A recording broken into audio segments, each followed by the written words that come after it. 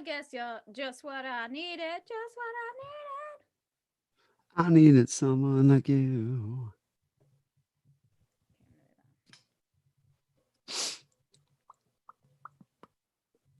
What's that noise?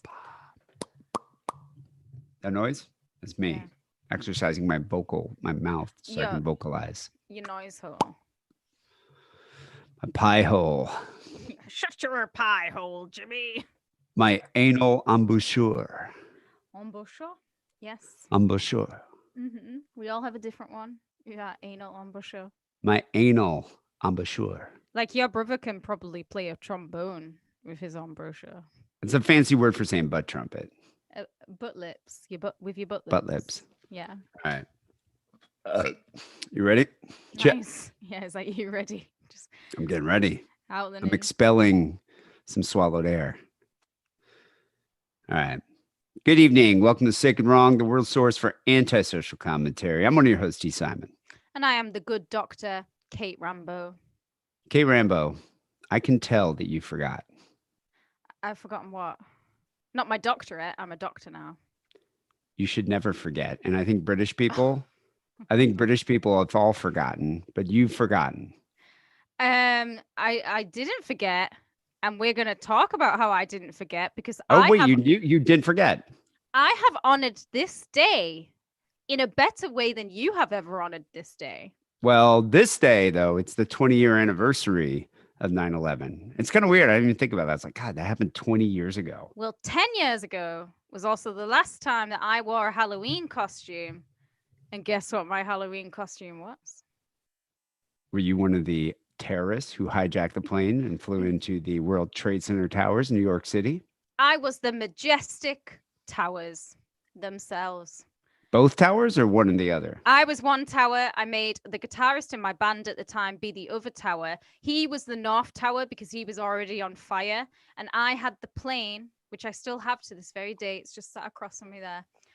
The plane was jammed into me. And then I created all the smoke with like cotton wool and spray painted them. It took about a month for me to make them. I was very proud of them. And on the back, on his, I wrote never. And on the back of mine, I wrote forget. And we danced all night, D. Simon. 10-year anniversary, 9/11, never forget. Very crass. Very insensitive of you, Kate Rambo. How is it insensitive? It was an honor. Never forget. And nobody forgot that night. No, I'm sure people remember those and were horrified. But I wonder what would happen if you did it here. I think people would be like, too soon. It's like been 20 years, buddy. I kind of we can make 9/11 jokes now, though, right? I also, for another party that year as well, I went as a 9/11 office worker and I printed myself out like a lanyard and I got it laminated, which I also still have. And then I just like burnt some office clothes and then just put loads of makeup on, so it looked like You're like a burnt fire. like a crispy person. I didn't go that far because like Fire Marshal Bill. We were just going to the pub. So I just did like a 9/11 office worker who had survived. And I had like a folder and I wrote like South Tower floor 50 on it and shit like that. I did go to a little bit of effort, mind. But that was but what I'm saying is 9/11. I don't think that's how you're not supposed to forget. You're not supposed to ridicule and mock one of the most momentous events in our lifetime. All right, well then ban all historical costumes. No one is allowed to go as Henry VIII, who murdered his wives, because it will offend someone. I am sorry, D. Simon, that you are offended. Have you gone as JFK with his head blown, or made your boyfriend go with JFK as his head blown off and Jackie O covered in brain bits and skull? I have also done that costume as well. Not surprised. That was the year before. That was a really fun costume to make and put together. No one knew who I was.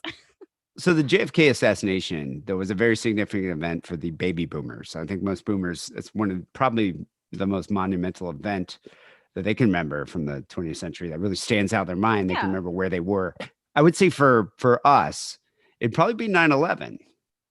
For millennials and Gen Xers like myself, like 9/11 or maybe the Challenger explosion. No, not really. I would say 9/11 was probably the most significant like historical event to happen that caused, a lot of change for Americans. Culture. Well, for Americans, but also, I mean, you guys also were involved in the Afghanistan war. The war on terrorism. Hey, you dragged us into that. Nobody in Britain was like saying, hey, let's go to fucking war with those guys who's just done that thing in America. Because when the London bombing happens, did any of you guys step up and say, let's go to war? No, we're good people. That's why. Okay, Iraq war.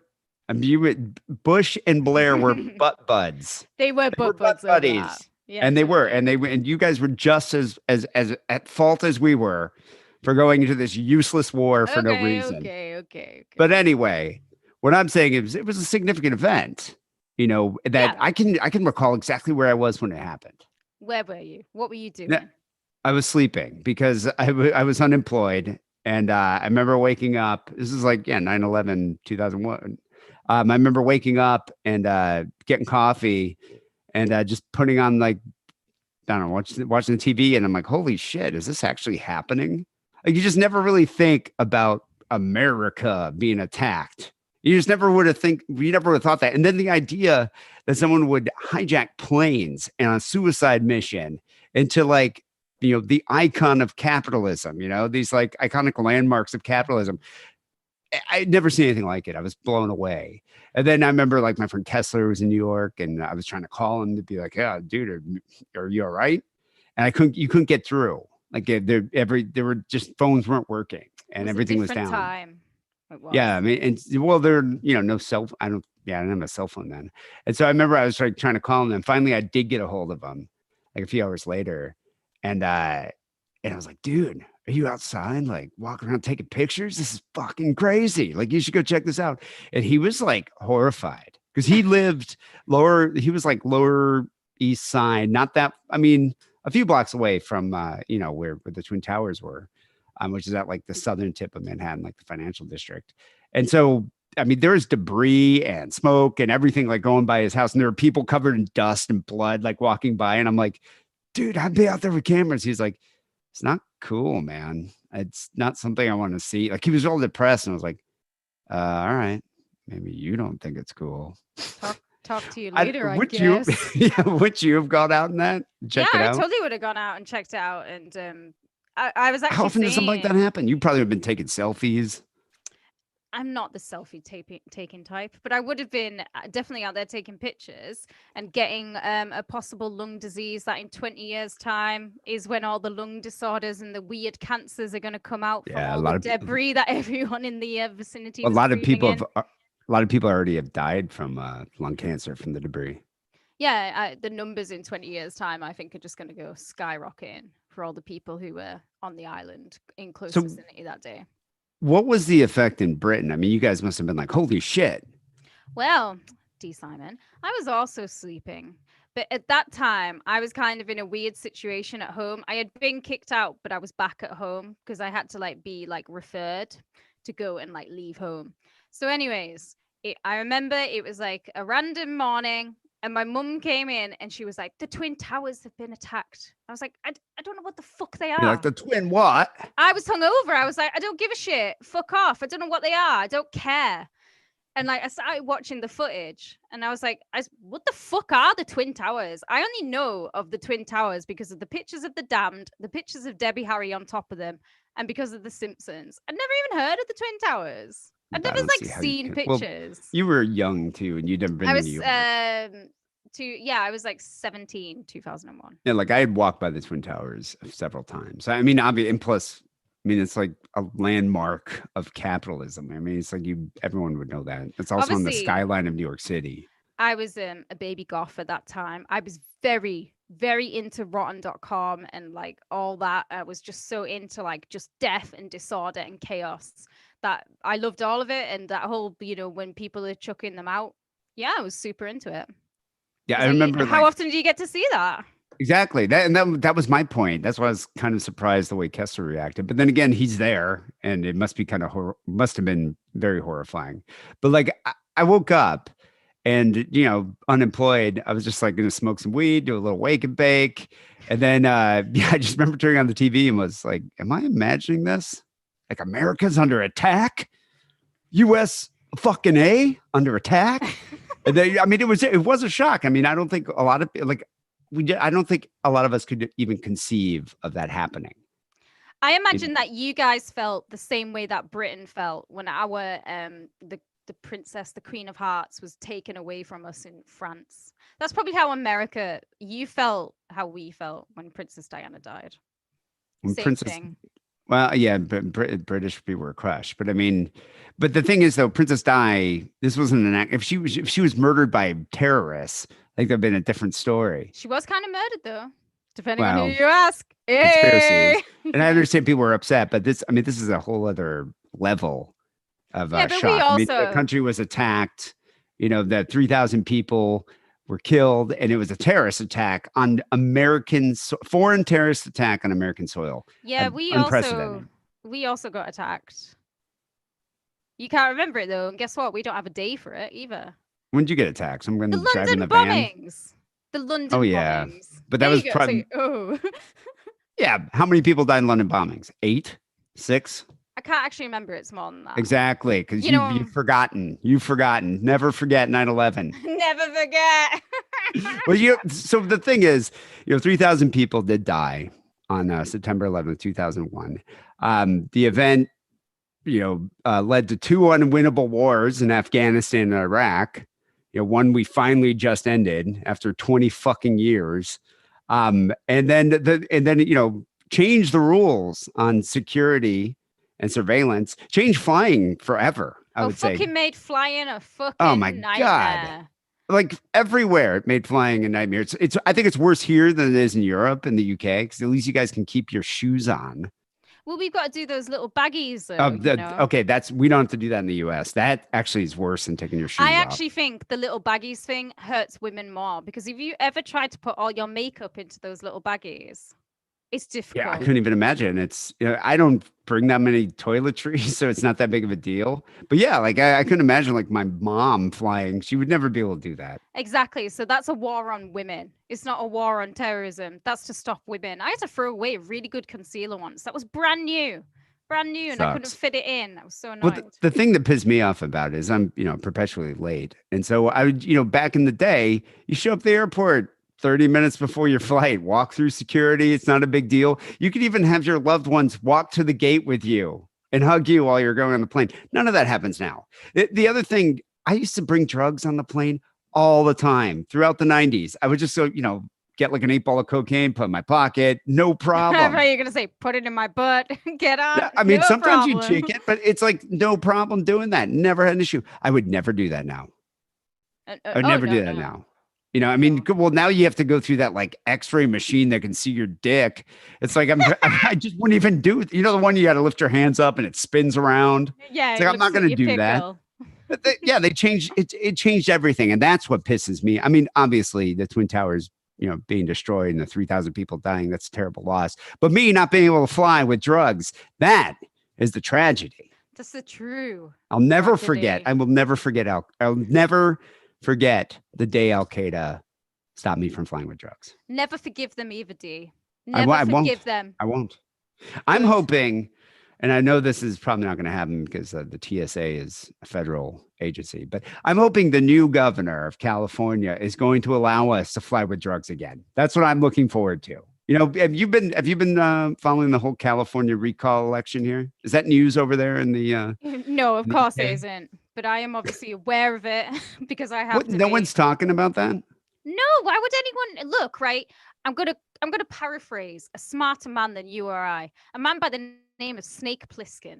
I don't give a fuck about your war, and I don't give a fuck about your president. I don't give a fuck if there's a governor recall in California. Would you give a fuck if there was a governor, like a parliamentary recall in London? Would you be like fussed about it? No.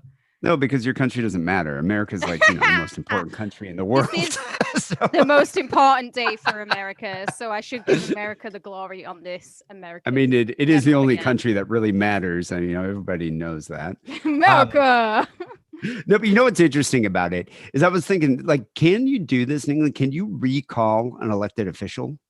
Like, can the citizens recall like an MP? I think so. I think they just get fired or sacked. Yeah, you can get sacked here. But there's like a referendum process, like in the States, we can't recall like the president. I think we can. I mean, Congress can impeach them. But the citizens can't be like, yeah, we don't like this guy. Let's have a vote to get rid of him and pick a replacement. But you can do that with elected officials in a state. I understand. Okay. Yeah, I was reading into it because I was like, this is kind of weird because there's actually been quite a few recall elections, but in California, there's only been two that actually, led to something. Like in 2003, if you recall, Governor Gray Davis was recalled, and they ended up voting in Arnold Schwarzenegger. And he Nice. became the governor. I remember voting for him because I thought it'd be cool to have the governor.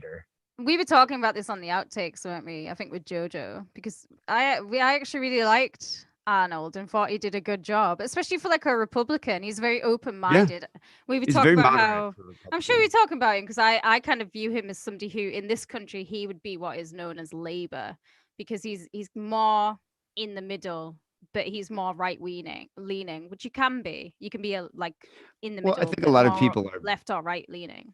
Well, I think a lot of people are when they're wealthy, because that's kind of like the main reason why people are Republicans. But they're moderate in terms of like, yeah, people should be able to have abortion and pro-choice and all that. It's the right-wing insane Republicans like Ted Cruz and the ones that Trump is courting. Those are the ones that are problematic. Larry Elder, who's running against the conservative, he's a black conservative, which is odd. Um, Hmm. there's not that many, and I think when Republicans like a black guy that like follows subscribes to their ideals, they're just like, yeah, Oh, we they love this promote guy, him. we love Yeah. this guy. Or you look at Candace Owen, it's like, and her, she's that like Republican pundit, but she's like kind of a young black girl. They Oh, love Candace Owen, they really do. They're like, oh, she's amazing. They probably wouldn't let her into their house, but they find her amazing. But anyway, she's awful too. She's basically like all the rest. The female Ted Cruz and Larry Elder's awful. I mean, that guy like thinks climate change is a hoax. oh God. Yeah, and he doesn't believe like the pandemic. Like we shouldn't have entered into any lockdowns, or there should be no mask mandates. Does It's he like, want us all to take horse dewormer too and just become sterile? That's what yeah, he they've been wants. espousing ivermectin as a treatment too. It's ridiculous. Anyway, I'm not a huge Gavin Newsom fan, but yeah, he's a hell of a lot better than Larry Elder.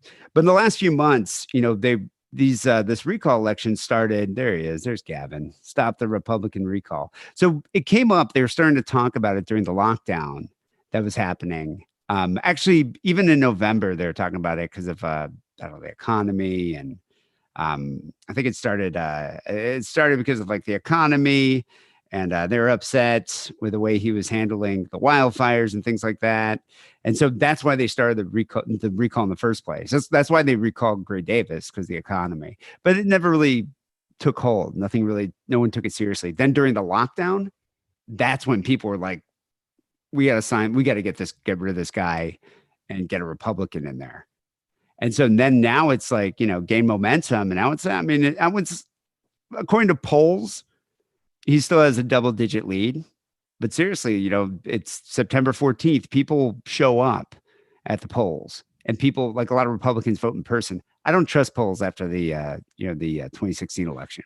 Yeah, as I say, I never trust public polls either because they can be biased and swayed. So, but that's the thing. This improbable campaign, this idea of a recall, turned into a legitimate challenge to Governor Newsom.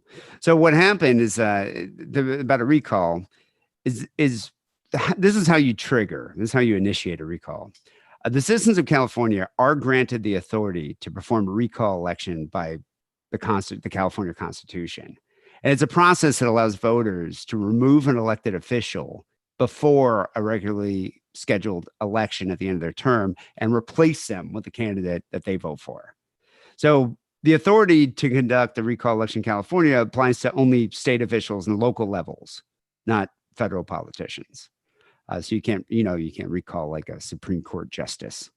But in 39 states, various officials can be subject to recalls. And, and it's actually relatively easy to prompt a recall. You just need signatures. And 12 of the 39 states require a stated reason, whether legal or political. But for the rest, it's just, let's just sign a petition. Don't like And this man. Let's get yeah, and rid of him. you get a certain number of signatures, and you can recall an elected official. And there are hundreds of recall efforts every year. I mean, this one's a big deal because it's a California governor, and people have like politicized it. But like school officials, local officials, mayors, that's the thing. And so what they do, parties interested in recalling an elected official must gather a certain number of signatures within a matter of months, ranging from 10 to 40% of all votes cast in the last election to that office. The shortest timeline for a petition collection is 60 days in Colorado, Idaho, Wisconsin, Nevada. The longest is 320 days, almost a year in New Jersey. And if the recall effort is, gathers the correct amount of signatures in the required time frame, then there's an election to all voters who ask whether or not you think that politician should be recalled, and if so, who do you want to replace them? So that's what's happening now. So I've already voted, but I voted. I voted no because I don't think Newsom should be removed. I think he's doing a fine job. He takes the pandemic seriously, and that's kind of like my biggest thing is I want shit to go back to normal. I'm sick of this COVID. I don't want to deal with like a Florida type situation with like that Ron DeSantis who thinks it's a hoax, doesn't think people should. He was suing school officials who are making kids wear masks. Oh shit, I didn't know that. It's like bloody hell. People should just go take the fucking vaccine so things can go back to normal. I'm over it. And Newsom, everyone is the same, man. Everyone thinks the same. Newsom's offering incentives. He's taking that shit seriously. And I think now with the Delta variant outbreak and they see how he's handling it, I think more people are like, yeah, we should probably keep him in office than elect someone like Larry Elder or John Cox, who doesn't even think it's a real threat, So the other thing with these recall elections, there's been a lot in recent years. Not just for governors, but in California, there's been a lot just elected local officials and things like that. I think in the last since 1913, when California was founded, they've had 55 attempts to recall the governor in California, even though there's only been 40 governors. Oh shit! Kind of funny. I think it's just because multiple terms, they'll keep doing more recalls, and only 5 governors have ever had a recall effort against them lead to an actual election, including this upcoming California contest. That's nationwide. And only 2 incumbent governors, one being Gray Davis in 2003, and I forget who the other one is, have lost the recall election. In recent years, Republicans have embraced recall efforts more than Democrats, and mainly because it's kind of I would say it's almost like Republicans use it, especially in like a state that's very blue, like where, that's California's always blue. Like every election, it always goes blue. So Republicans kind of use these recalls as a tactic to like have a do-over for the popular vote. So it's like they lost the election. So John Cox ran against Newsom, trounced him. I think Newsom had like 62% of the votes, something like that. And so this recall is allowing them to have another go around. It's like a do-over for the election. Democrats, and believe me, it worked. 2003, they got rid of Gray Davis, put in a Republican, Schwarzenegger. And I think Schwarzenegger even got another term after that. Yeah, he did. He ran. Yeah, I think he ran for another term. And I thought he was a pretty decent governor. But in 2012, Wisconsin Democrats tried unsuccessfully to recall Governor Scott Walker, but they lost and he remained in a seat. As in the Scott Walker?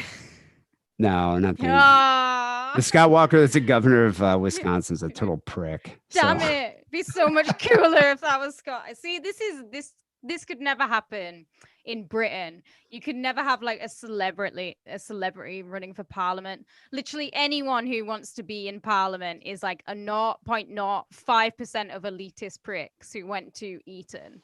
That's it. If you're ever wanting to get into parliament and not be outside of that, it's never going to happen, mate. Get yourself. You had to like fuck a pig or something. That's like the only prereq. Well, plenty of us fuck pigs in Britain, but we don't go to parliament, and you don't hear us like sprouting off about it in the news either. We also don't ban pasties. It was Cameron, yeah. But David Cameron, yeah. Yeah, that's one of my favorite stories about him. Oh, it's hilarious. Is that actually true? Did he actually fuck a pig? Of course it's true. Of course he fucked a pig. Yeah, there's no way that he did not fuck a pig. It was like an doggy style? initiation ceremony. No, I've read that it was just the head. He just had to like Oh, it cut was the like a head. severed head of a pig. Yeah, it's an initiation ceremony in like Eton or something. You know what all those boys get up to? Hell Those is going on over there? boys. Oh, the boys, when you put them together, the silly things they do. I mean, we take our politicians go golfing. I mean, I guess their skull and bones probably do some pretty fucked up shit too. But Well, fucking a pig. Arnie was also doing bad things, and I'm pretty sure Arnie probably definitely has fucked some pigs in his time. So okay, so this the grassroots effort to oust Newsom, who was elected in 2018 when he ran against Republican John Cox, was launched last year by a group of conservative Californians who were critical of his record on immigration, taxes because he raised taxes, the death penalty, and the state's homelessness crisis. Newsom's against the death penalty, and so I think a lot of them were pretty upset about that. But California doesn't have a death penalty, didn't it? I get know, and abolished in yeah. 1972. There's been Well, no death there's a lot of penalty. conservatives that want to bring it back. Oh my god. And so he's trying to like quash that. But in their effort to collect enough signatures, it didn't really happen and people just didn't really care. But then during the lockdown, a lot of Republicans, especially in like the southern part of the state, San Diego, Huntington Beach, Orange County, were like, let's get this guy out of here. And that's when this recall really like took up steam.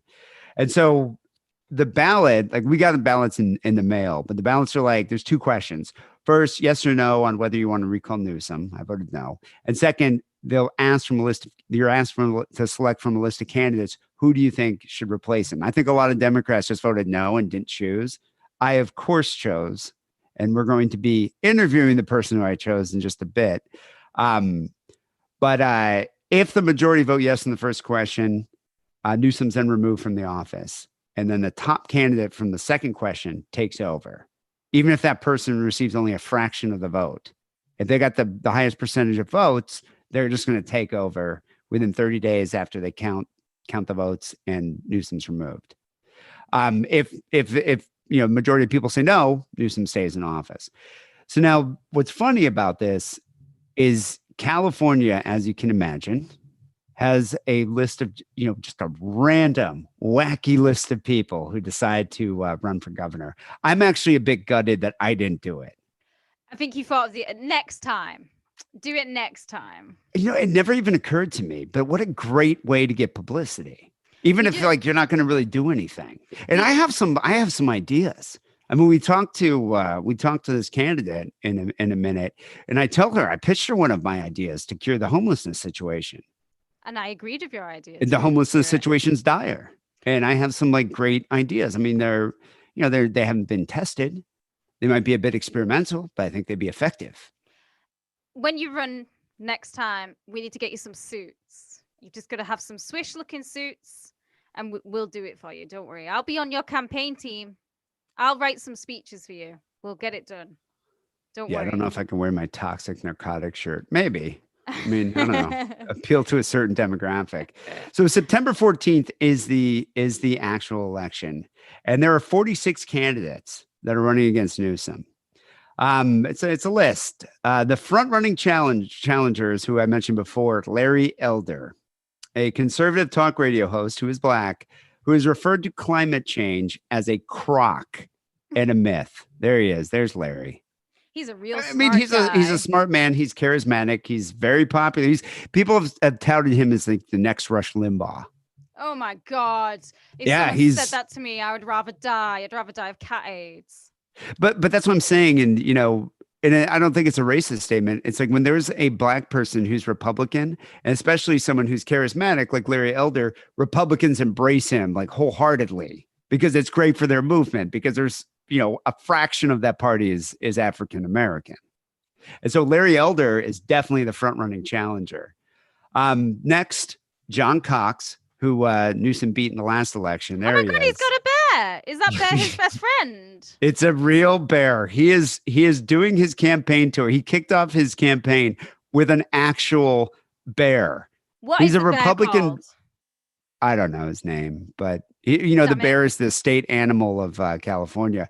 But he's a Republican real estate mogul, just a multi-billionaire rich guy who's been traveling around the state in a campaign bus with a Kodiak bear named Tag. That's his name, Tag. Tag. Tag's a great name for a bear, but I must say Look, that you cannot have a governor with the last name of Cox. It's too easy. It's too easy to make puns. He should have changed his name. That would be what I would say as a political correspondent. look at the next picture here. So here's a picture of Governor Cox in Sacramento with the bear. Oh my God, I want this His bear to slogan meet is him. "Meet the Beast" on his tour bus. Oh my, But how Cox, meet the beast. This is all kind of getting into like rapey territory now. But how amazing would it be if this bear acted like a bear and just tore him to shreds and then killed everybody in the audience? And it was all caught on film. Kodiak bears are the biggest bear as well, aren't they? No, polar bears are the biggest, but then Kodiaks are the biggest of the brown bears. I would love it. I'd love I don't it. know. Just I gotta eat say the that beast. I gotta say, Tag, the Kodiak bear, is probably a better running mate than Sarah Palin. Hey, You know, I don't know. Might just be me. Next up, Caitlyn Jenner. Caitlyn Jenner, there, America's favorite transsexual, recently took a leave from the campaign trail to film Celebrity Big Brother in Australia. So she's in Australia right now. I think she's back now because it's the campaign. Oh, but literally she has like 1% of the vote. Like she has nothing in polls. Yeah, oh, wow. And then but these are like the leading contenders. I think Larry Elder he's got to be like around 44. It's quite a bit. And I think Cox is either in upper 20s or early, like low 30s. Former San Diego Mayor Kevin Faulconer. He's another popular California. He's running Democrat, but he's another popular California. I'm gonna say Faulconer. Great name for a politician. You'd use the falcon, wouldn't you? The bird as your symbol of hope. Well, he's not bringing a bear along with him. Maybe he should have brought a falcon. Oh, he should have. Falcons are so cool. I don't know. Actually, now that I think about it, I don't know if he's Democrat or if he's Republican. There's blue everywhere. He's a Democrat. Yeah, he probably is. Then there's Kevin Paffrath, who's the social media influencer and real estate executive. I hate him. He's young. He's only 29 years old, this guy. I hate him. I do not trust him. I do not like him. I do not like looking at this man. I hate his teeth. I don't like him. He nearly looks British with those teeth. He's got 1.6 million followers on his YouTube channel. I do not like this man at all. He's doing actually quite well. He's a Democrat too. He's a Democrat, yeah. You can tell. You can tell by that. And then we get into the weirdos. Hey, okay, I don't want to say all of them are weird because my favorite candidate's one of these next ones. Denver Stoner. Which you'd think this guy would be like, wow, this guy's great. Denver Stoner. Cool Mr. Name. Stoner is running for governor of California. This guy is such a dick. This is the type of guy who probably cries or weeps after he masturbates. He has an odd shaped skull, which if we're going to take it back to the Victorian days, when they were all about telling your personality by the shape of your skull, I'm putting it out there into this world. He can come for me. He looks like a nonce. And I was about to say, if somebody got busted for being part of like one of those like dark web sex rings, out of all those people you just saw, I'd be like, oh my God, Denver Stoner for sure. Yeah. Denver Stoner says there's a serious lack of moral character and servant leadership amongst government officials today. He said it's time to bring God back into our governing process to restore the greatness of the state of California. He's a conservative Christian, and he believes he can carry out the God-given duty of governor to affect positive change. Oh, he's a diddler, all right. Diddler all over him. 100% a diddler, this guy. Diddler. The next guy is a Democratic candidate, and he's got probably one of the best names of all the candidates, Patrick Kilpatrick. Irish as the day's long as Paddy Kilpaddy. But there's something very erotic about this man. I think it might just be this picture, but he is like... This is headshot. He's an actor, a writer, producer. His credits on at least 200 TV shows and films. He's worked with Tom Cruise in Minority Report, Bruce Willis, Last Man Standing, and he even worked with the Governor in the 1996 movie Eraser.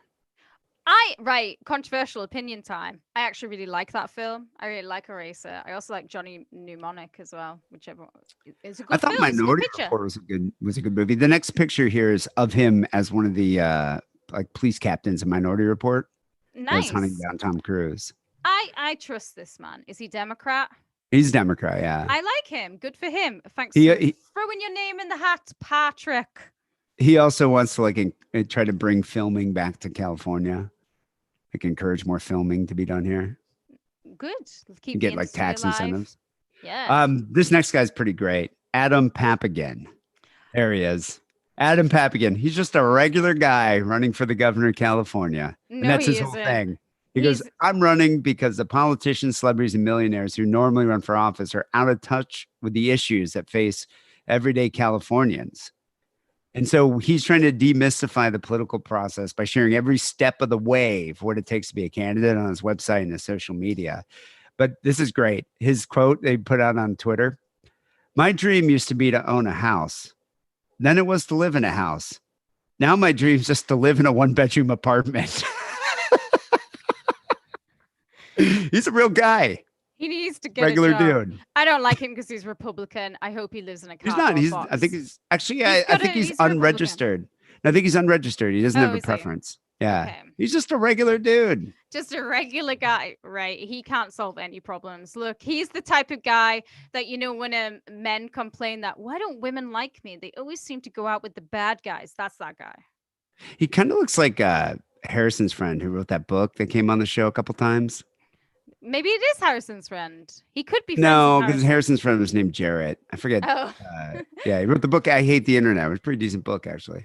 yeah. But he kind of looks like that guy. When I first saw it, I was like, "Holy shit, is that Harrison's friend that's running for governor?" But no, it's a regular guy named Adam Papagen. But the next candidate here, who's my preferred candidate, Mine too. it couldn't be the furthest thing from being regular. No one is more fabulous on the recall election ballot than the one and only Angelyne. There I she don't is think on the there's- left. I don't think there's anyone more fabulous in all of California than Angelyne. She is one of a kind. The Los Angeles Billboard Queen, right there, Angelyne. Her platform is amazing. It includes a mandatory bubble bath day, Amazing. cancellation of daylight savings time, and jury duty. No more jury duty. It's not going to be required anymore. Love A it. decriminalization of sex work, Love it. and the release of convicts with marijuana charges. What's fun about all of this? And she has an otter policy too. Oh, yeah. Otter polish. She wants to bring back the otters. So Angelyne, to people who don't know how fabulous she is, she's a Kardashian forerunner. I'd say she was way before the Kardashians. She became famous in the early 80s when she mysteriously appeared scantily clad in pink all over billboards in Los Angeles. And so what happened is her husband, who was like a rich producer at the time, I don't know if Angelyne was a stripper or just a model. I'm not, or I She don't was know. in pop bands. She'd done a single. She's a singer. She's At the an time, entertainer. was she also a dancer though? I'm not sure if she was a full-on stripper, but she was an entertainer.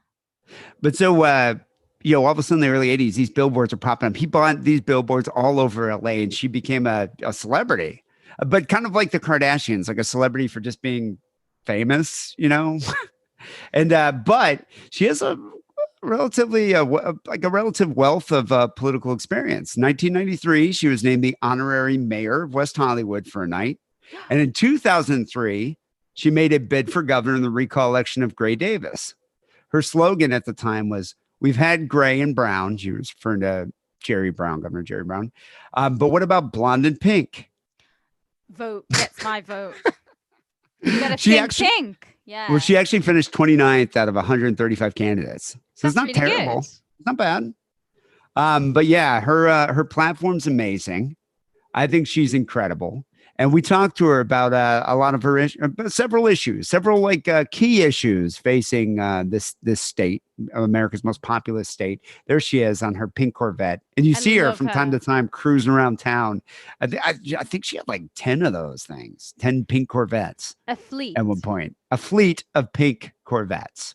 So yeah, I actually reached out to them to her campaign manager, Jill, who was pictured earlier, and arranged a time. It was difficult. We had to coordinate a few times, but we got her on the show, and it was fun chatting with her. So let's play this interview, and we can hear about Angelyne's platform for governor of California.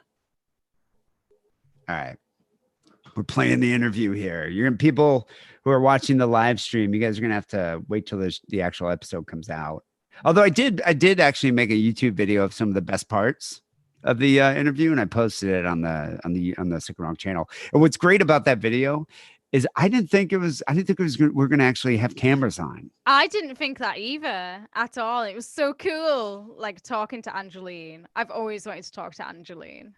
Yeah, typically, when we do these interviews, it's always almost just audio. Typically, most people don't want to be on a camera, and so I was expecting that because you see Angelina around town, she rarely ever shows her face. She always has a fan, and so I was surprised. But then she decided to do it, and she has this great background. So Yeah. go to the YouTube channel, and you'll see it's one of the. I think it's the most recent video. I think it's featured too, but it's just Angeline for governor interview. But it's great. She was hilarious. But I'm also gonna put the complete interview in this week's episode. All right. So though I voted no on the recall, I did choose Angelyne as a replacement candidate for Newsom if he's ousted, and I really would love to see her running the state. How funny would that be? I think she would be amazing. I love Angelyne, and it was like a life goal to get to talk to her. She's like just a popular culture icon I've always wanted to talk to. It was great. How would I mean, did you just know her just from Los Angeles history and just Yeah, she's pop culture. icon that she is? Yeah, she's an icon. She's like an icon of California. She's known worldwide. She's great. I've actually met her a couple of times. She's friends with my friend Lenora, and Lenora knows her, and she's shown up at Lenora events, Of like course, a couple that's different great. galleries and things like that. But you do see her, whizzing around town every now and then. You see her car parked on Hollywood Boulevard, and you're just like, oh, there's Angelyne. And she sells she has paintings and all sorts of stuff that she sells from her car, like in the back of her car. Like you can buy an Angelyne original painting. Well, I hope she wins. I think the world would be a better place if she wins I mean, governor of California. the fact that she's making jury duty not required, that alone gets my vote. The I mean, Otters. few things are worse than having to deal with fucking jury duty. Bubble bath day. I highly agree with that. Bubble I bath do, I day. do, I do love how she actually took my suggestion of Yeah. of solving the homeless crisis by just shipping them all to Catalina Island. She was like, that makes sense, D. It'd be great if she's like doing interviews and saying that To everyone. to Yeah, everyone, that's like as if great. it's she could take that idea. I give you complete authority. You can do that. You have freedom to use that idea, Angeline. She rocks. I love I her. stand by it though. Let's move them all to Catalina Island. But people, the election's on September 14th, this Tuesday. So all the California listeners, you got to get out and vote. I don't care who you vote for. Just do it. September 14th. People, this is, yeah, you should. People, this is episode 808 here of Sick and Wrong. We got some phone calls come up next. But first, for that, here's a word from our sponsor, Adam and Eve. Let me grab a beer real quick. Yeah, I want to grab a beer too. I'll let you go first. Good morning, Warwick. Warwick Davis. What's up? I'm saying good morning. Warwick is here. Warwick Davis. Hey, Warwick Our Davis. Celebrity listener, Warwick Davis. Tell me if you can hear this. Can you hear this? Yep. There you go. I just watched that episode last night. I've been rewatching Strangers with Candy. And I watched that episode where that song is from last night. If you've never seen Strangers with Candy, you need to download it. You have to download it. You can't watch it. It's so offensive. It's like South Park. Yo. Oh my god. Warwick did it pre-mobile. Prepubescent mobile? Oh wow, 6 people died. Yeah, see? Not 2003. Oh shit.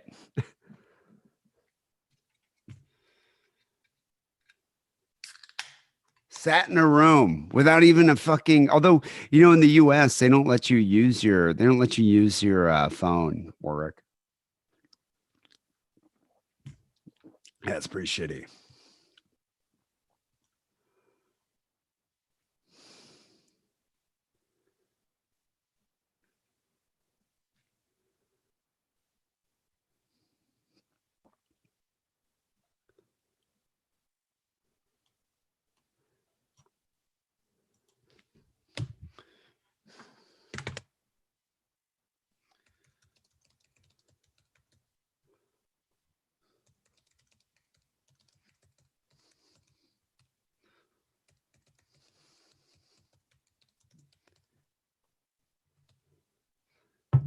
How the fuck did you find this show at age 14? That's what I want to know. How'd you find this show at age 14, Pete? It's fucking young. I can't hear you. No, it's just a reminder, listener. You just I've talk to never yourself. been selected for jury duty. They wouldn't want me. I've never been selected for jury duty yet. I think they would know to not let me. Well, I think you would get out of it. That's why, like Yeah. that guy I work with, Sanjay, he's he's like an upstanding guy, very moral character, you know, a solid moral compass, Indian. It's because you don't want a whole jury of white people. You kind of want it racially diverse. And yeah, he got picked for murder trial the entire month of July. I think we talked about in the outtakes. Yeah. For the entire month of July. And then that dude, you know, he's a production hire at our work, so he doesn't get paid. You know, if he doesn't get paid vacation, he doesn't get paid time off. So he ended up having to do that. They pay you $15 an hour, $50 a day, not an hour. So for the whole month of July, that guy only made $200. Had to be there at, I think it was at 9 a.m. It started, went till 4:30 with like a half an hour break. As much as I love true crime, especially British courtrooms, fucking boring. Like at least this way I can pick and choose. Yeah, the wigs. The wigs. My good brother of this esteemed jury, I refer you back to page 72 of blah blah blah blah. It's like that for hours. Although I do like it when I like it when they say send her down after you've been convicted. Send her down to serve at Her Majesty's pleasure. In court cases, are people allowed to go like, yeah, nay, no, yay? No. Like they do that in Parliament? Don't they do that in Parliament? They do that in Parliament, but over here you have to be very respectful in the courtroom. And you have to call, like, you can't be bashing the other attorney. You call them like my learned brother or my learned sister. You can't be like, you can't be like that cunt over there. Warwick wants to see my ring. Warwick wants to see your ring as well. And then I've got this one on too. I don't have any fucking rings. Hello. This ring? I'm watching you. That's one of my. I did that to a workmate this week, and I'd forgotten how effective it is. And now all week long, I've just been going. Papers. I'm fucking watching you. It's really menacing. Happens. Yeah, it is menacing. I've never been. I remember my roommate in college, Chrissy, said like the quickest way for a guy to pick her up is with a wink. Like if a guy's at a bar or something, he looks at her and he's just like, she's like, she goes, I get all like, how creepy would that be? I think girls can get away with the wink. Like if you see someone, I wink and stuff. Like you're right, do a little wink. But yeah, no, if it was just a random strange man winking at me, just being like. It's like Henry's stroke. I can do this though. I can do this. Right. I've shown you this before. Yeah, that I think would turn on a man at a bar. They'd be really into that. That is weird. That's talent. If there was a beat, if there was a song going, I can do it to like. You could do it to the beat of the song? Yeah. That's a fucking talent right there. You know how many people I've pulled with that? No. I imagine quite a bit. No. Quite a few. Let's put them off, if anything. I bet you that'd work on this first caller for sure. All right. People, we got some phone calls to get to. 323-522-4032 is the number for the Stick Around hotline. You can also email us, stickaroundpodcast@gmail.com. Or you can even send us a Facebook recording. You can do that in the Facebooks. Many, many ways for you to reach this show. This first caller is this is like a typical English person. Like this is in my American ears. This is what all British people sound like, men and women. Righto, governor. Yes. Actually, no, it's more like this guy. I think it's the way you do it. That message is well funny, so I was giggling. What? Oh, second one. I haven't rang for a while. You probably won't even recognise my name, so it doesn't really matter. Oh, he's wrecked. This guy is wasted. He's fucking wrecked, man. You know who I think it is? Malcolm McDowell. That's not Malcolm McDowell. Malcolm think it McDowell is. I think is a he's- classically trained actor. He doesn't I know, talk but he's like really that. he's really inebriated. It's inebriated Malcolm McDowell. You're wrong.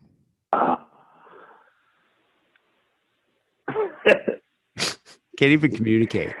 I'll leave it at that, I think. Take it easy. That's it. That was Ray Winston at a very weak and low moment. I wish That's you pretty would much ring what back. all British people sound like. Ray, I love you and I adore you. Please look after yourself. Please, whatever bad times you were going through, don't do this to yourself, Ray. Don't do it. Call back. Call back. I just find it hilarious that this guy was so drunk, and then he got the liquid courage to call Sick and Wrong's drunk dial line. She's doing it correctly. You're supposed to be drunk when you dial the drunk dial line, and then just could not articulate his thoughts. He'd be like take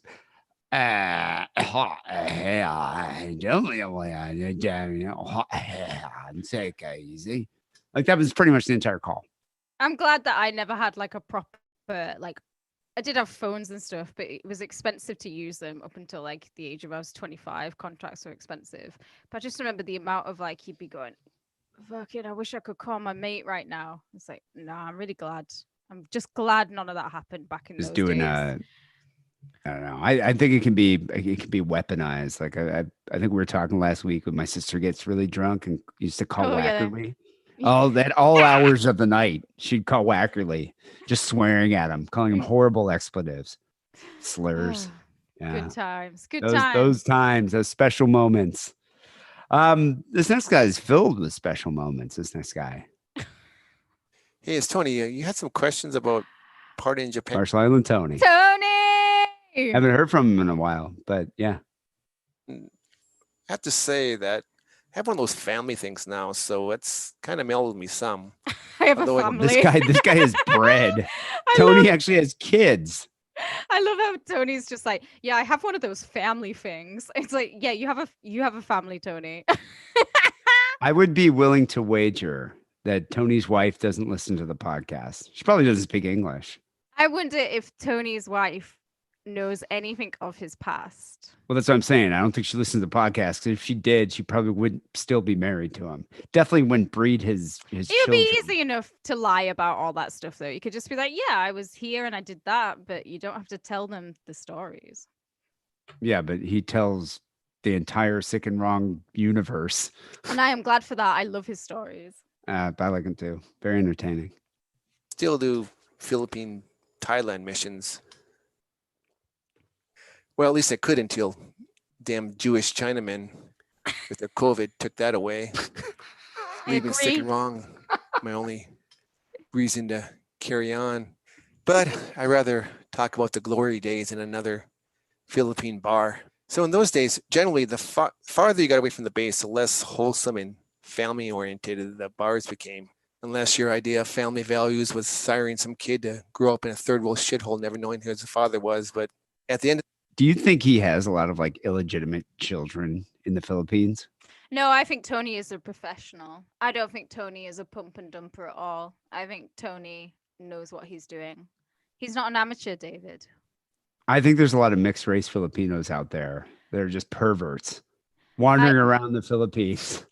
I also totally agree with Tony that it was the Jewish Chinamen that was set off this curse upon this earth. Had to be there's Eating it's a your very- bats. there's so many Jewish Chinamen. Yeah, there is, and Tony knows them. He probably might Yeah. know them personally. I think we should hunt them down together and kill them, Tony. We'll be a dynamic duo. A lot of Jews came from that area of the world. That's so- where they mostly come from. You're on to something. I like the cut of your jib there, Marshall Island Tony.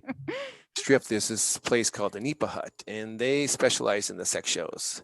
And of course, you had all the usual kind of shows, like, for example, the banana shows. You stick a banana up there, it comes out in pieces. Ooh. Dart shows, they little like blowguns on their pussies and shoot down balloons. I remember at one time these two girls came out in gorilla mask, and one put her hand pretty far up in the other one. One that was kind of neat was that they had a coin show where this woman comes out with a bottle and a big stack of pesos, and she squats down and the pesos disappear between her legs. Then she squats down again and puts some of them back. Then the announcer's like, you're cheating me, Mama-san. Give me all my pesos back. A nice, neat stack. And she squats down and puts some more back. And this goes on a few times until all the pesos are back on top of the bottle. A nice, neat stack. Some pretty good control. That's talent. But what stands out most in my mind was at the end, this woman comes out totally naked.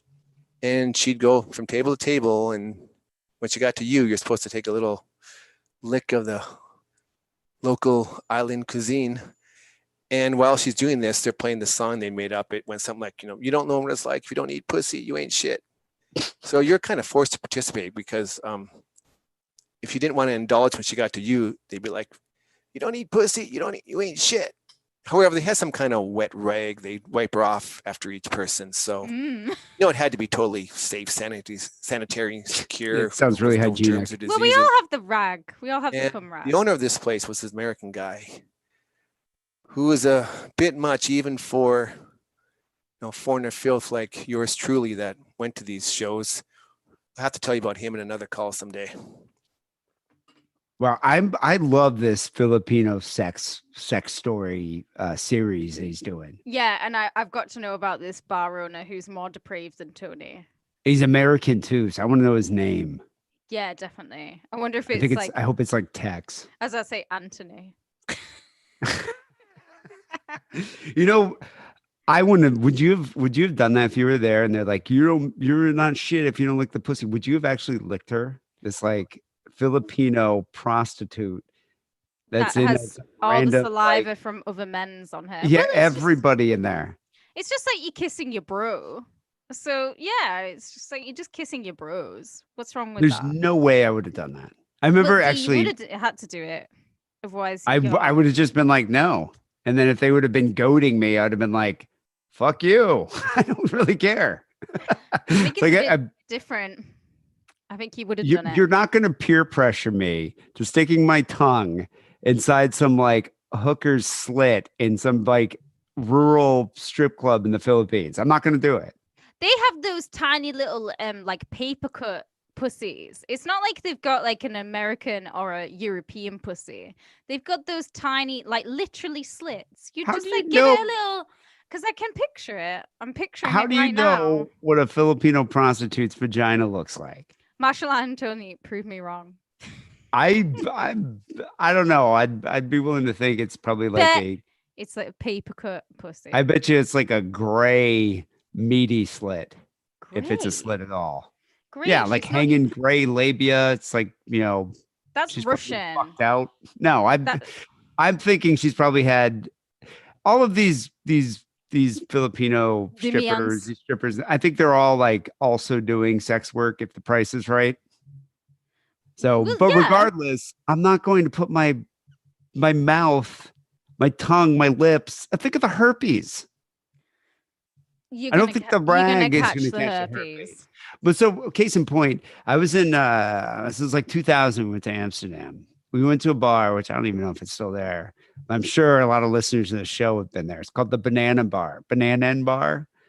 It's like in the red light district. It's kind of a famous place, very touristy. Oh, yeah. I know exactly what the place you're talking about. It's so overpriced. Oh, yeah. But you go in there basically with your mates and they give you like free beer, like as much beer as you can drink for like an hour. Or I think it's like an hour that you pay for. I think it's like 30. I don't know what it was. At the time I went there, they weren't on the euro. It was like 30 guilders or something. Was that when the war was happening? Yeah, it was back when the war was happening. So anyway, I remember at one point, one of the they like had a bunch of dancers that were like doing different things, but mostly involving bananas. So this one stuck a banana like in her pussy and then went from each guy in a row. I mean, like probably 10 dudes, and you had to take a bite of it. And then it got down. No, I mean, she had the skin kind of peeled and she peeled it off and just stuck the banana in her pussy. That's good because you don't want to eat it with the skin on. And then, but you're supposed to take a bite. And by the time it got to me, it was just like a little piece of banana, like sticking out of her pussy. And I was just like, I'm not doing it. And she's like, oh, and she said something in whatever language she was speaking. She wasn't Dutch. She wasn't Dutch. She was foreign. And she kind of looked Asian actually. But she was like, oh, come on. And everyone's like, ooh, you got to do it. And like people were like goading me. I was just like, I'm not going to do it. No, And I Do you know what? refused. And all my friends did it. The two guys at Kessler, and I couldn't believe Kessler did it actually. And my friend P Town both took bites. But then it got to me, and I was like, I'm not. I refuse. I've definitely talked about this on the outtakes before. I love fake banana tasting stuff, and I do like the flavor of banana, but I hate the texture of it. That would be my worst nightmare. Unless it's a banana split, unless she's going to pull out some chocolate sauce, some ice cream, and maybe some squirty cream, then I can eat that banana. But if she's just offering me a bite of banana, nope. No, Well, I'm sure never there's going to some- put that in my mouth. I'm sure there's some chocolate sauce nearby. No, that's fudge sauce. It's not chocolate sauce, it's fudge. Could have been a hot fudge banana for you there, Kate Rambo. Regardless, I refuse. And if I was in this situation at a Filipino strip club, there's no way I would have licked that at all. I wouldn't have done it. I would have left. Fuck Pussy. it. If you wouldn't have done, I guarantee you wouldn't have done it anyway. Do you know what? After I've had a few beers, I won't, I won't eat banana and I won't eat mashed potato, but who knows what else I'll do, man? I might. All right, I might have to take you to we might have to use the Sick Wrong Patreon money to go to the Philippines to prove this. Yeah. Get everyone Kate sign Rambo up now. drunk. And yeah, you know what we'll like arrange like a meetup with Marshall Island Tony. Be like, hey, be our tour guide. He would love that. Tony, I'm up for it. Tony, ring in. We want some stories of Tex. All right, last call here. I don't think this next caller, he wouldn't have licked the pussy either. I think he would have been on my side with this. Hello, this is FM calling again. I figured I always call whenever a good achievement in the idea of, I guess, adulting happens to happen. And Tony knows a lot about adulting. The wrong side of adulting, the dirty I wonder- side.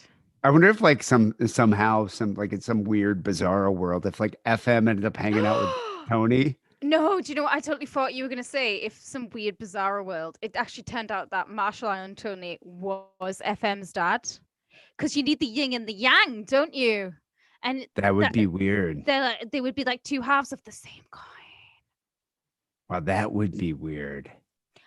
This is like a sitcom, like my two dads or something that we're writing. It's like that Marvel show, What If? We could do 3 episodes where Marshall and Tony shows FM his world, and then 3 episodes where FM showed Marshall and Tony his world. What if Marshall Island Tony is FM? No. to get a nice work-related twofer. That ended up happening within the past few days, and some setups for later. One thing was that I was able to successfully navigate my first mixer, I guess you'd call it that. I went with a certain coworker who happens to be, I guess, a bit of a, I guess conservative would be the right word, as sort of a wingman, I guess if you can call it that. And we generally, I'd say, hit it off. I was able to not put my foot in my mouth, and I managed to have a good conversation with a few coworkers and some miscellaneous contacts. You know, FM, I would be your wingman anytime. Believe me. Although I don't know if you'd like the people you'd meet, but I would totally be. Jumbo's clown room. You know, I remember when I was living in San Francisco, I was working at the strip club back then. P-Town moved down here. I forget who he is. I think he moved down to LA because he wanted to get into the industry. So he was like an editor at the time, working a bunch of random jobs. And he hung out because he knew Kessler through me. And Kessler lived down here. And this is when they were working on the movie Wonderland. And so Kessler was like, I forget, did some like music assistant, music supervisor or something on that movie. So anyway, they used to hang out in P-Town. You know, P-Town's a tall, like kind of, he's a good looking guy. Plus he's tall, which then already like, you know, puts you up a few notches in any woman's book. And so he and Kessler would go out, and P-Town was like, dude, Kessler's the worst wingman I've ever dealt with. And I was just like, what do you mean? He's like, put it this way. I met this girl. She had a friend. I hooked him up. We both ended up going out. We're going out to dinner, like a double date kind of thing. He's like, I got up for like, I don't know, 3 minutes. And I went to the bathroom, 4 minutes, whatever. And I come back. the girl that I had hooked Kessler up with is crying. And the other girl, he's like, the other girl that I was with was like, we're going home now. And she was like packing up her shit, putting on her coat. She's like, we're done. And he was like, dude, how did you ruin this I did within not 5 expect minutes? that. Yeah, what Yeah. had you said? I don't even know. I have no idea. To this day, I don't even know what he said. But it's like within 5 minutes, made one cry and the other one started packing up her shit. That's amazing. That is Yeah. a skill. I'd love to know what you said to make her cry. I bet it was hilarious. I don't know. He But it was probably insulted her brilliant. mother or something. Who knows Yeah. what he did something, but something so bad that made the girl cry. It Yeah. probably would have turned me on to Kessler. if he FM. insulted my mother. FM, I would totally be. You know who'd be a good? Kate Rambo would be a good wing woman, because you're a girl. Girls trust girls. That's true, but I wouldn't necessarily go out with like, oh, I'm gonna get FM a lady friend. I'd be like, let's get FM some friends that he can hang out with, because like if he did like a D&D group or something, then he could meet people But constantly. wait, you wouldn't help assist him in scoring. I think it's a bit too early for scoring for him. What? The guy Yeah, would need help scoring. I think he's not the type. Worst who you wing woman could- ever. He's not the type who you would go out and just be like, you're gonna pool tonight. It's like, no, it's not about that. It's like you're gonna meet some people, and then from there you'll Yeah, eventually okay, pool. but you wouldn't go into a bar and be like, all right, that girl's adequately drunk. You know, she looks like she's in, his range. You wouldn't be like, all right, you got to go over there and say something. I'll go over there and say something. Just be and hook it up. Yeah, I would hook it up, but I wouldn't expect him to like go home and pull her or anything. I'd be Well, at like, least "Go get and some chat to digits. her." Yeah, go and get like her number and stuff like that. But I wouldn't expect him to. You got to take things slow, man. All right, Nice but and you would steady. enable him in getting digits. Yeah, I get him that far and just like meeting people so he could like then possibly. There, it's all a springboard, isn't it? Every long term of every relationship, we've all met the pub. FM, I'm gonna take you north of England. We'll get some slags. You're gonna score with me, buddy. Vote me on the sick and wrong recall. Alongside that, I happen to go into a few good workplace events for Jolly Cohabitation and participated in a workplace bingo where me... Wait, last time you did bingo, though, you cried in the car. I'm sorry, but bingo is very stressful, and I understand why he would have cried in the car. The first time I went to bingo, it changed my opinion of what I thought bingo was. It's stressful. But wasn't he like shamed by some pensioners and ended up going in the car and crying? Yeah, because they can be like that. I remember the first time me and my Rotundo ex went to bingo a few times, because the thing with bingo halls over here, I don't know if it's the same in the States, is that they're cheap. So you can go and get like a pint of beer. It's going to cost you £1.50. So you sign up, you go, and you're like, oh, we're going to get drunk. No, you don't get drunk, because the pressure is immense. The way they read those numbers out. And then if you just even go, everyone goes, what? And look at you. And you're like, shit, you can't even barely talk to each other. You certainly can't be making jokes. The thing is with me, I'm too distracted. Like I just wouldn't pay attention to the numbers. You do, because the I know you speed have they to. read them out is insane. It takes you a while to get into the flow. And there was a few times I missed a bingo, and you just think, fuck, that was £100 down the drain. Just £100 of free Wow, fucking I didn't know money. you made that much money. You can make thousands. You can make up to like, I think sometimes when they do like the think they national do call that. I here, don't it's think up to like here. I don't think it's for 100 like thousands of grand. dollars. It goes into the thousands here. I wonder if they do bingo in Vegas. I bet they do, and that's probably a good place to go and do it, because it'd be massive. Well, a lot of old people The love more to go. players, the more money. That'd be interesting. I should find that out. I want Like to at the go to Bellagio, bingo if they now. do like bingo at the Bellagio, it'd be funny. 3 other people, a person by the name of Georgianne and Mary. We happened to get decently far in our little team bingo escapades, and actually won a few goodies, including paid time off. So I guess it was a decent positive. I wish I did that didn't, at my I work. guess, make a fool of myself and was able to conduct accordingly. When it comes to future plans, since I normally always like to make a call involving future things I want to do, there's more speed dating that's actually happening in the local area. And I want to try and force myself into an uncomfortable situation where I can try and think on the spot and try and connect myself to another person. The anime club, actually, thankfully, due to COVID, is coming back. So I could go see a few people on my library and potentially interact in terms of movies and I guess other things like that. Hopefully, that's a good thing though, because you're connecting with people because you guys have similar tastes and likes. Exactly. You know, so you can actually meet people you have the same wavelength with. You know, it's a good idea to do these like special interest groups. It is for. He's going to meet other people like him. It's not like me. There's nobody else who likes Elvis who's like me. Well, the thing is with me is I'm just so misanthropic. I don't want to fucking meet anyone else. I'd rather just be by myself. I was saying this to one of my friends the other day. I was like, I have like 3 friends. I don't need no more. 3 is enough for me. I have noticed like as you get older, it's more difficult to make friends. But at the same time, I don't want them. I have enough with them. Unless somebody comes into my life and lights it up.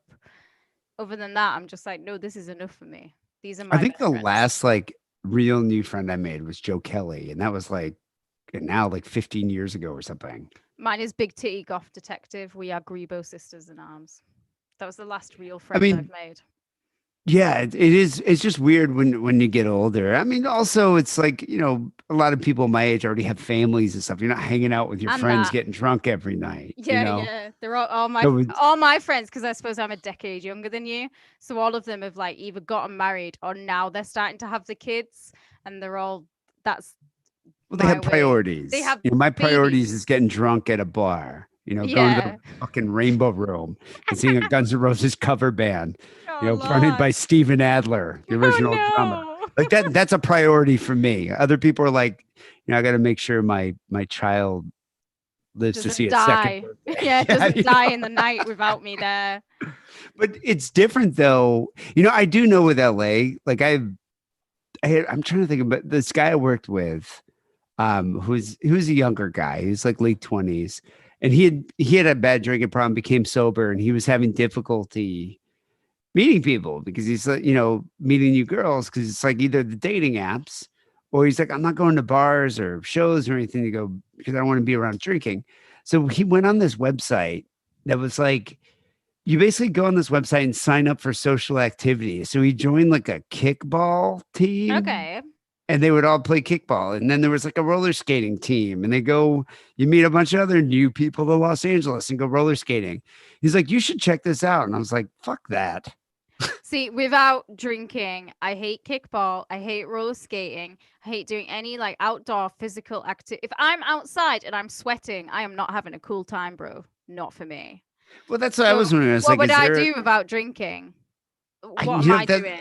There's book clubs. He went to like a book club at this one bookstore. He's like, oh, everyone gets together for the book club. I don't know. I was like, if there's to read. But if there's a group that just does a lot of recreational drug use, it's like that's what we do. We just get together and do a bunch of drugs and listen to like Dio. I might be into that. That sounds like a good group for me, but it doesn't exist. I would probably join that group, but at the same time, I also wouldn't want to be a part of that group. Yeah, I'd rather just kind of sit by myself and just hate everything. That's typically the way it goes. So maybe, yeah, it's like I think I probably would hate groups, but I'd also hate being a part of a group that hates groups, if that makes any sense. I don't want to join any club that would have me as a member. Exactly. Yeah. Something within like the classic Ghibli collection. And also still is me trying to find a good adult burlesque show to force myself into the most uncomfortable zone, if you will. Go into the deep end without really going that deep, if I have to be honest. It's going to be uncomfortable because it's going to be really fun. Burlesque shows? That can be kind of fun. They are good fun. A couple good friends of mine did this Star Wars burlesque, and I've obviously voiced my disapproval of burlesque in the past, but it was a fun time. They came out in all these different outfits, Star Wars themed, and FM would love that. Yeah, I bet you FM, you probably would be into that.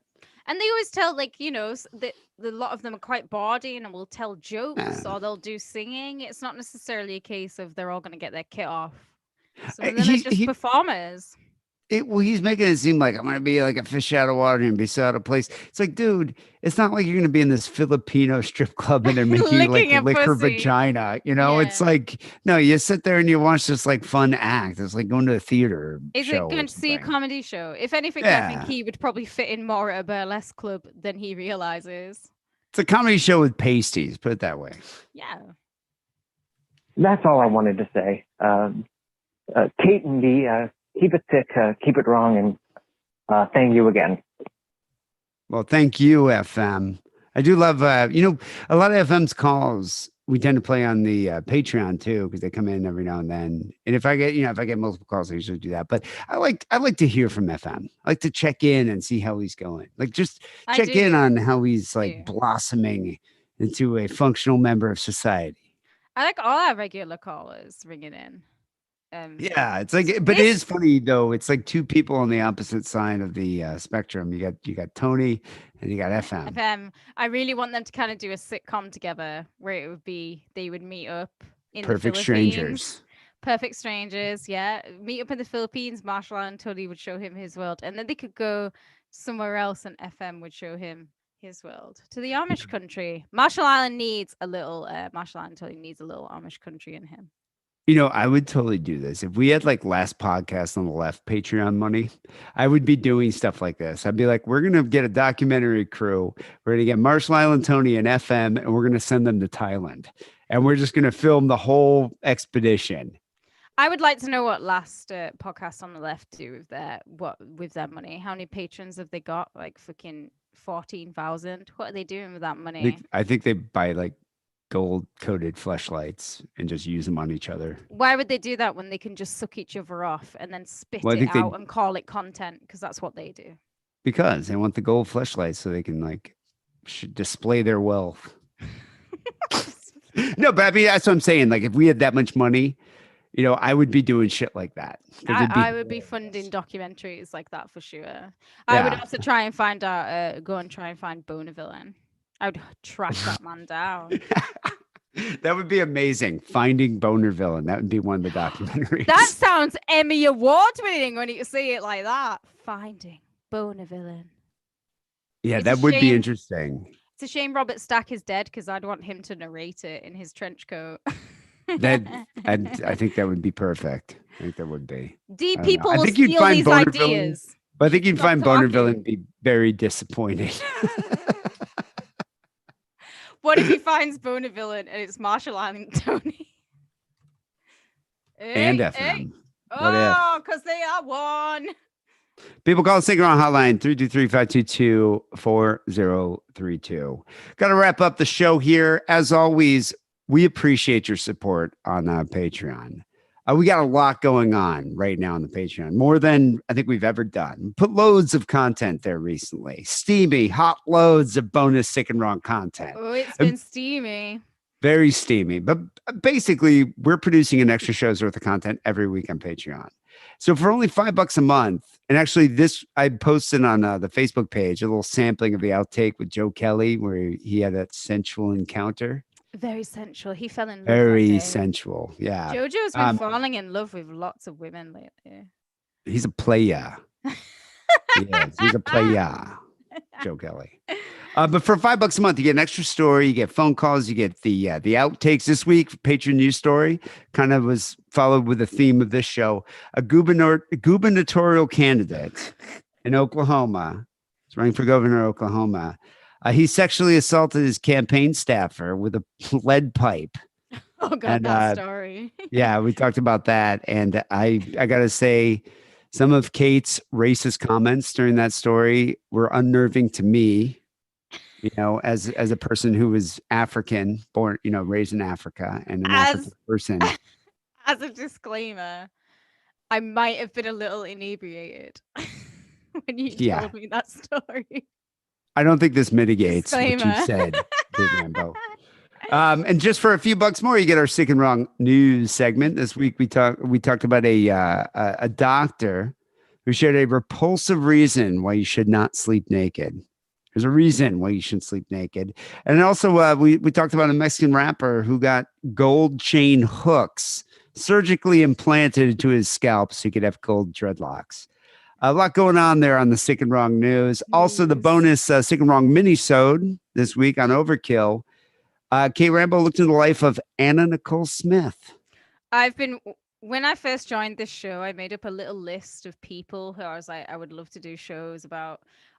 Anna, although I think she fits into the Sick and Wrong category, she's perfect for Overkill. I had so much fun doing Anna Nicole Smith. Well, I think the graphic details of the sexual encounters between her and that like octogenarian that she was with. Jay Howard, I get into those juicy details. She gets into the details. It's graphic, people. It's graphic. I do. But seriously, we work really hard every week on the show, and also, to produce extra content on Patreon. So we do appreciate you showing us a little love. Oh, yeah. It is really the only thing that keeps me going at this point. I've been doing it a long time, and it's nice to actually like be rewarded for the effort. So, people go check out patreon.com/sick and wrong. Also, there is a very big announcement that's only going to be on Patreon coming up in October. Life-changing announcement. I'm not going to give any more details, but it's going to affect the future of this fine program. Dun, dun, and I'm teasing it. But no, seriously, you're going to want to know about this. And the only place you're going to find out about it is on Patreon. So patreon.com/sick and wrong. Support the show. We appreciate it. Finally, here's Sick and Wrong Song of the Week. When I reached out to Angelyne's campaign manager, Jill, to get her on the show, she's like, Angelyne will do your show only if you play her song at the end of the show. Nice. Or like during the show, not the end. But I was like, all right, I'll feature it as Sick and Wrong Song of the Week. So she wrote a song about California, kind of, also kind of about like being, I don't know if it's her campaign song or what, but the song is called Sunny California. I don't think it's even been released yet. So it's kind of like a debut here, a premiere. Oh, wow. This is the premiere of a song. Amazing. Yeah. So we're going to play Sunny California, Angelyne's new song here to end the show. People go check out Angelyne's website, angelyneforgovernor.com. And California people, we have a lot of California listeners. Go out and vote. Go out and vote this Tuesday, September 14th. We'll be back next week with episode 809. Till then, take it sleazy. Let me show you. I did say it was sat across the room from me. You what?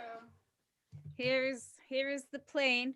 Was that the plane that I wore in my 9/11 Halloween costume? Do you have the picture of that costume? Yeah, I actually put it on the Patreon on the RFK episode. If you scroll all the way down on the Patreon, because I always put lots of pictures on the Overkill. If you scroll right to the bottom, there's a picture of me in the Halloween costume. Me and the guitarist. There's only one picture that survived from that time because it was a bit. People had digital cameras back then. They didn't really have phones, so there's only a few. It's like a really crappy digital camera picture. But here's the plane that was in me. It's like, oh, here's the plane that I stuck in me. This is the plane that was in her. Inside.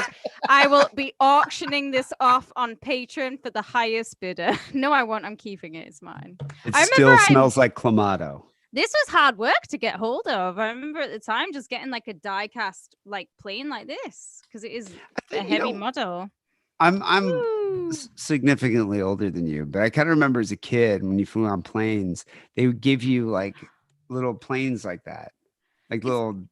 Oh, this is very high quality. It's proper. I think they were plastic. But I remember, like as a kid, they give you like a little this is plane metal on the plane. I thought it was really. I don't think they do that anymore, but I thought it was really cool. But yeah, I wanted to be. The was actually kind of fun. I think it was on this side. I stuck it in, but the cotton wool was the best part. Making that look like smoke was just so much fun to make. Never forget, guys. Never forget. I do, I honestly do miss what flying was pre 9/11. I mean, what you're gonna say? I honestly do miss the World Trade Center. Then. Well, no, not the world. I mean, I don't give a shit about the World Trade Centers. Although, if you ever get, I remember going down there to go check it out, and it was fucking like it was just like two big pits in the ground. Like, it was crazy to see that. Did you spit in them? I would have spat in them. Because whenever you see stuff like that, you Gino's making a hilarious joke. Do you know that reference? Yeah, of course I do. It's from Airplane. Do you like gladiator movies, Gino? I might actually fucking watch that tonight. Oh my god, I love. We've talked about Airplane loads recently. One of my favorites. It's one of the greatest films ever made. It's so classic. I work with people who've never even heard of it. When's the last? Did you ever see Kentucky Fried Movie? Yeah, I don't like Kentucky Fried Movie as much. It's a bit more like kind of like toilet humor in a bad way. Whereas Airplane is just larks from beginning to end. Yeah, it's still the Zucker brothers, but I think they perfected it. Which one came first? Kentucky Fried Movie was their first film. Oh, okay, yeah. There are some amazing parts. Remember that guy's like, you ever been inside a Turkish prison? Thanks, Peter. Yeah, you ever been inside a Turkish prison? You remember that part of in Kentucky Fried? He's like, I'm an urban adventure seeker. I don't know if I remember that. It's like a bunch of black guys playing dice, and this like white guy like steps in the middle of their dice circle, and it's like, N-word. I like my coffee like I like my man. Yeah. They did another movie that I remember liking as a kid, but I haven't seen it as an adult, called Amazon Women on the Moon. I've only seen that once, and I saw that in my early 20s. I don't know. Was it bad?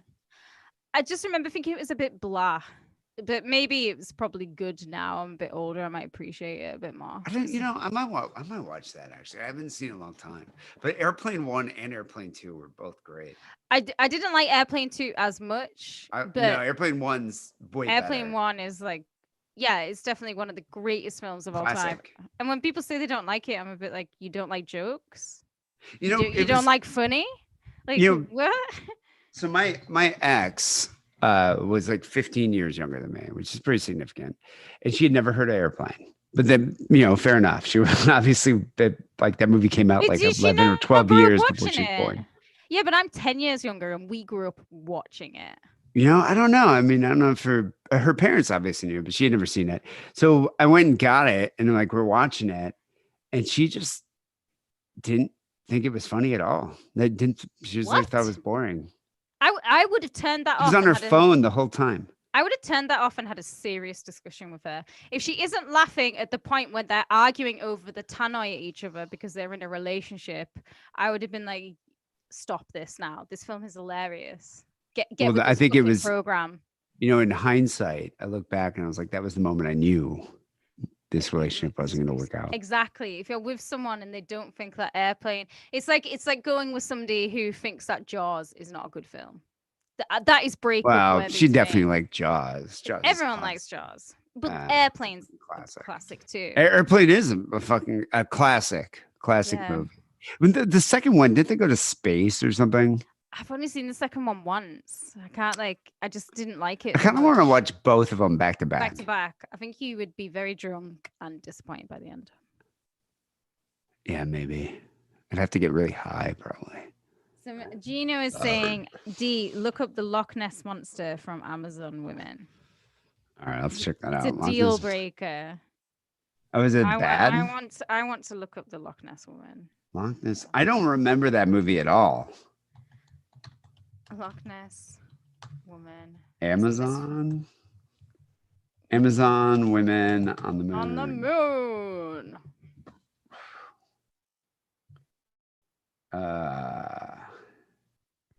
Oh, my internet went slow. Oh, does she get with him? Did they fall in love? Did they have a nice time together? He's very handsome. Oh my goodness. Very dashing, isn't he? He is like a little Victorian gent. Oh, I love him. He's dashing. I would fall in love with that man. That I might have to watch that movie tonight. I want to watch it now. Now I've remembered that creature. She's fit as well. She kind of looks like Carrie Fisher. Oh my goodness. I wonder what year that came out. Is that why on the Simpsons reference when they have the Loch Ness, he's wearing a little Victorian jacket? Gino. I don't know. Gino, is that because is the Simpsons ripping Gino's off that are film? like pop culture. Okay, this came out in 87. This is way later. Yeah, Gino, that's got the Simpsons. Oh, it's a compilation of a bunch of different comedy skits written by like Joe Dante, Carl Gottlieb, John Landis. I love Joe Dante. Oh my, right. Maybe I just didn't like it at the time because I was I was too Oh, young to Landis it. directed. I thought that was the Zucker brothers that did Kentucky Fried. Do you know? Not probably. It's a Yes. yes. Look at that. Yeah. Oh, I wish you could get me a beer while you're at it. Had William Shatner in. I've only seen it once when I was like 24. I want to see this now. I totally think the little Loch Ness in The Simpsons. You know what The Simpsons are like? They'll parody anything. Well, they used to. Does anybody watch The Simpsons anymore? I haven't watched I've been thinking because I followed this Instagram page where it's like Simpson quotes and it's like all the glory days of the quotes. And I've been like, oh, I'd love to watch The Simpsons again, but I just don't have the time. I don't have the time to go back. Mostly average for a few good sketches. All right. Maybe that's why I felt it was a bit blah at the time. Upset about it. Oh, no Airplane 2. Yeah, I felt a bit blah about Airplane 2 too. too. I felt a bit blah about it. I want to look at this Loch Ness monster again. He's very dashing. Who's the chick in it? She looks like Carrie Fisher. Like Carrie Fisher. I remember the front cover.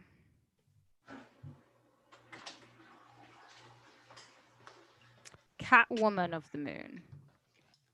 Oh, bless. All right. I got to go pick up Caliban. He's been babysat by cat sitters that live down the hall from me. So that's why you didn't hear Caliban crying tonight. Yeah. He wasn't trying to bash I usually lock him up in the bedroom.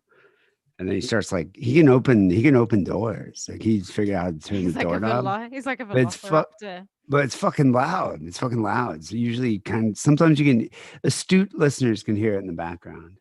But today he's been babysat by the two lesbians that live down the hall.